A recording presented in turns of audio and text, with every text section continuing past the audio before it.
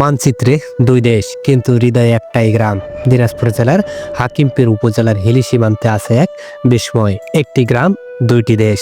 এক পাশে বাংলাদেশের বাঘমারা, অন্য পাশে ভারতের হাড়িপুকুর। মাটি আলাদা কিন্তু মানুষের ভাষা, জীবন, ইতিহাস সবই এক।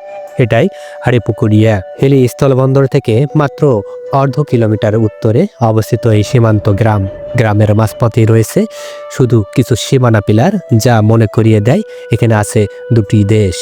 আমরা মোটামুটি কাছে চলে আসছি হাড়িপুকুরে, যেটা হচ্ছে বাংলাদেশ ভারত সীমান্তের গ্রাম এখনো ভাগ হয়নি। কিন্তু বাস্তবে মানুষগুলো আজও একসঙ্গে বসবাস করে, একই পরিবারের মতো। এই গ্রামে নেই বিভাজন রেখার শীতলতা।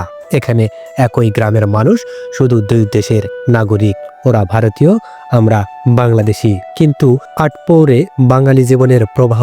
দুই পাড়ে একই রকম, একই মাঠ, একই রাস্তা, একই পুকুর, একই উৎসব অনুষ্ঠান। যেন দেশভাগ কখনোই এই গ্রামের মানুষকে আলাদা করতে পারেনি। ইতিহাস বড়ই নিষ্ঠুর।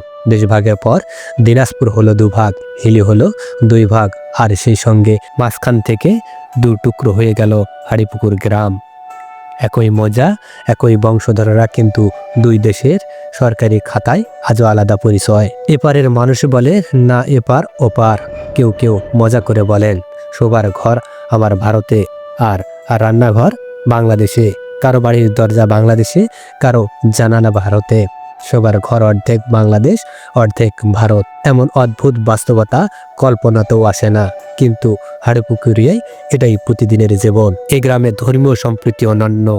মসজিদটি বাংলাদেশের সীমানায় হলেও ভারতের দিক ঘুরে যেতে হয় মুসল্লিদের। যেন সীমান্তের কাঁটাদার ভুলে মানুষ আষ্টেপৃষ্ঠে জড়িয়ে আছে ৬৬ বছরেরও বেশি সময় ধরে।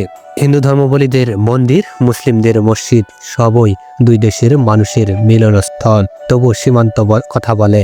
হাড়িপুকুরিয়া আমাদের শেখায় দেশ ভাগ হতে পারে, কিন্তু মানুষকে ভাগ করা যায় না।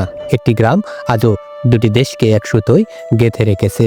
হিলি সীমান্তের এই গ্রাম প্রমাণ করে মানুষের ভালোবাসা, ভাষা, সংস্কৃতি কখনোই সীমানা মানে না।